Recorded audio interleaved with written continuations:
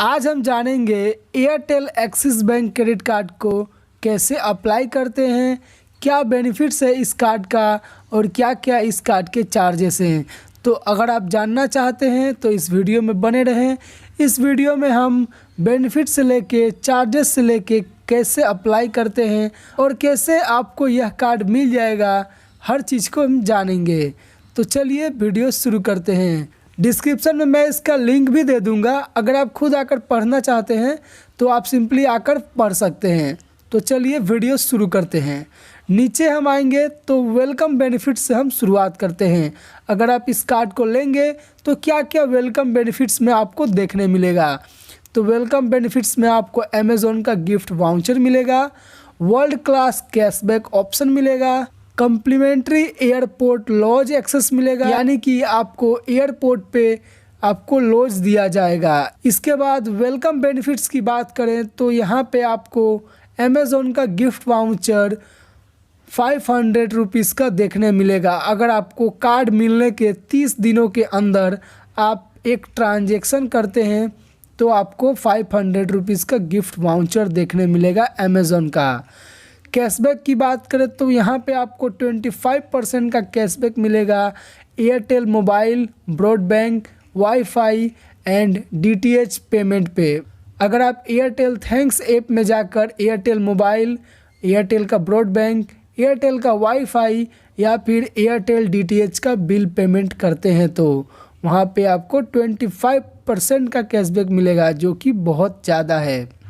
अब बात कर लेते हैं एलिजिबिलिटी की कि आपको इस क्रेडिट कार्ड को लेने के लिए क्या एलिजिबिलिटी चाहिए।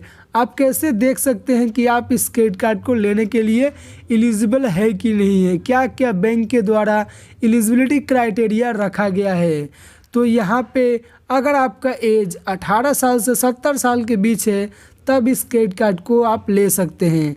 अगर आपका एज 18 साल से कम है तो आप बच्चे हैं, यानी कि आपका पैन कार्ड नहीं है तो इस क्रेडिट कार्ड को आप नहीं ले सकते हैं। हालांकि पैन कार्ड आपको माइनर मिल जाता है, लेकिन यहाँ पे आपको 18 साल का बाद जो पैन कार्ड मिलता है वो क्रेडिट कार्ड आपको चाहिए।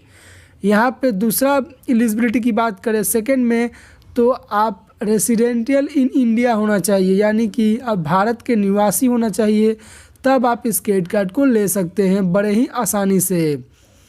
डॉक्यूमेंट्स की बात करें कि क्या क्या डॉक्यूमेंट्स रिक्वायर्ड है इस Airtel axis bank credit card को लेने के लिए। तो डॉक्यूमेंट्स में आपको बहुत ही माइनर डॉक्यूमेंट्स चाहिए जो आपके पास रहता ही है, बेसिकली सभी लोगों के पास होता ही है। The following documents are required. PAN card का फ़ोटोकॉपी चाहिए, कलर फोटोग्राफ चाहिए, आपका एक पासपोर्ट साइज फ़ोटो चाहिए, और फिर आपको लेटेस्ट पे स्लिप चाहिए या फिर बैंक स्लिप चाहिए या फिर IT return copy as per income proof के लिए आपको ये सब देना पड़ेगा। और फिर आप रेसिडेंशियल प्रूफ में आपको passport, driving licence, voter ID या फिर आधार कार्ड आप दे सकते हैं।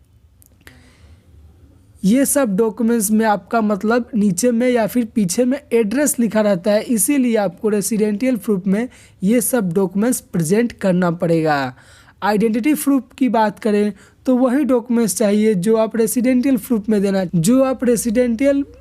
में दे रहे हैं। आइडेंटिटी प्रूफ में आपको passport, voter ID, driving licence, Aadhaar card और पैन कार्ड आप दे सकते हैं।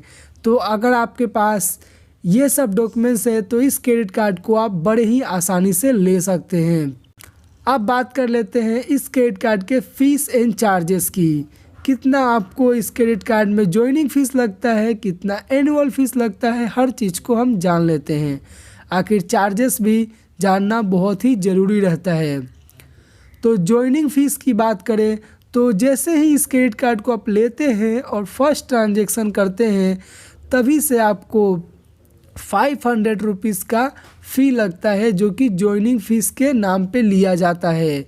और फिर एनुअल फ़ी की बात करें जो कि आपको सेकेंड ईयर से लगना शुरू होगा, वो भी आपको 500 रुपीज़ लगेगा। अगर आप चाहते हैं एनुअल फ़ीस के तौर पे ना लगे तो आप सिंपली 1 साल के अंदर 2 लाख रुपए स्पेंड करेंगे तो आपको annual fees 500 rupees wave of हो जाएगा, जो कि नहीं लगेगा। लेकिन याद रहे, आप ये 2 लाख रुपए स्पेंड करते हैं तो आप ये मतलब कोई शॉपिंग कर रहे हैं या फिर कहीं कोई भी दुकान में जाकर ट्रांजैक्शन कर रहे हैं तब आपको नहीं लगेगा। अगर आप इस कार्ड से वॉलेट टॉपअप करके 2 लाख रुपए का दिखा दे रहे हैं कि मैंने इतना स्पेंड किया है, तब यहाँ पे वो ट्रांजैक्शन को 2 लाख में नहीं गिना जाएगा, आपको 500 रुपीज़ का सेकेंड ईयर एनुअल फीस लगेगा। अगर आपका पहला कार्ड ख़राब हो गया है या फिर पुराना हो गया, थोड़ा बहुत डैमेज हो गया है, तो आप रिप्लेसमेंट कर सकते हैं कार्ड को और वहाँ पे आपको कोई भी चार्जेस नहीं लगेगा। कैश पेमेंट फ़ीस की बात करें तो अगर मान लीजिए आपका क्रेडिट कार्ड का बिल जनरेट हो गया है और सिंपली आप जाकर बैंक में कैश पेमेंट करेंगे अपने जो भी आपका ड्यू है क्रेडिट कार्ड का बिल, तो वहाँ पे आपको 100 का फ़ी लगेगा। मिनी स्टेटमेंट एसएमएस, यानी कि अगर आप देखना चाहते हैं एसएमएस के थ्रू कि आपका कितना मतलब 5 ट्रांजेक्शन हो सकता है, आप कितना ट्रांजेक्शन देखना चाहते हैं कि लास्ट 5 ट्रांजेक्शन मान लीजिए आप देखना चाहते हैं कि कहाँ कहाँ आपने स्पेंड किया है, क्या क्या चार्जेस कटा है, तो वो आपको सिंपली बैंक आपको रजिस्टर्ड मोबाइल नंबर पे एसएमएस करके 5 ट्रांजेक्शन को बता देगी कि आपने यहाँ यहाँ स्पेंड किया है, तो वहाँ पे आपको कोई भी चार्जेस नहीं देना पड़ेगा। अगर आप बैलेंस इंक्वायरी करते हैं मैसेज से भी कर सकते हैं या फिर आप एक्सिस बैंक के जो भी ऐप है उनमें जाकर आप बैलेंस चेक कर सकते हैं, तो वहाँ पे भी आपको कोई भी चार्जेस देखने नहीं मिलेगा।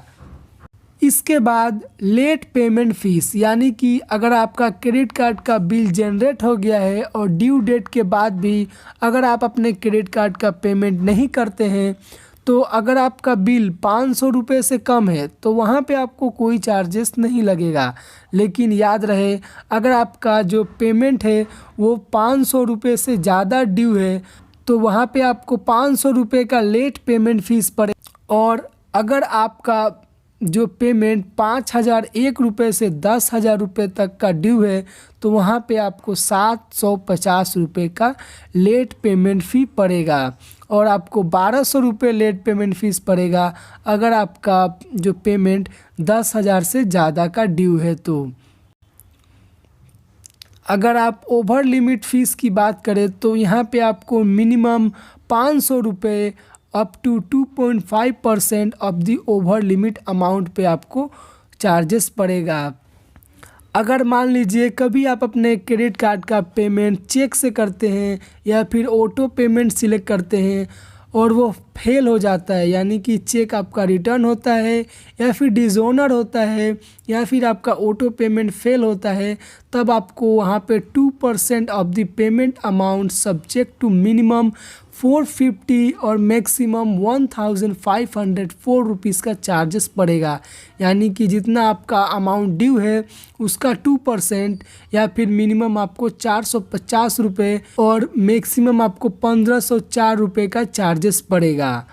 रिडेम्पशन की बात करें कि जो रिवार्ड रिडेम्पशन फ़ीस है वहाँ पे आपको कितना चार्जेस लगेगा, तो यहाँ पे आपको रिवार्ड रिडेम्पशन पे कोई चार्जेस देखने को नहीं मिलेगा।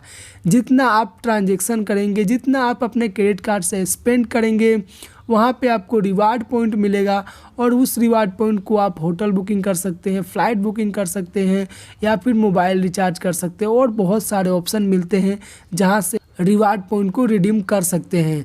लेकिन अगर आप रिवार्ड पॉइंट को रिडीम करते हैं तो बहुत सारे बैंक्स वहाँ पे चार्जेस चार्ज करती है, लेकिन यहाँ पे आपको Airtel axis bank credit card में कोई भी आपको रिवार्ड पॉइंट पे चार्जेस नहीं पड़ता है रिडेम्पशन पे। जितना बार चाहें आप रिवार्ड पॉइंट को रिडीम कर सकते हैं। अब बात कर लेते हैं कि आप इस क्रेडिट कार्ड को कैसे अप्लाई कर सकते हैं और आप इस क्रेडिट कार्ड को कैसे ले सकते हैं।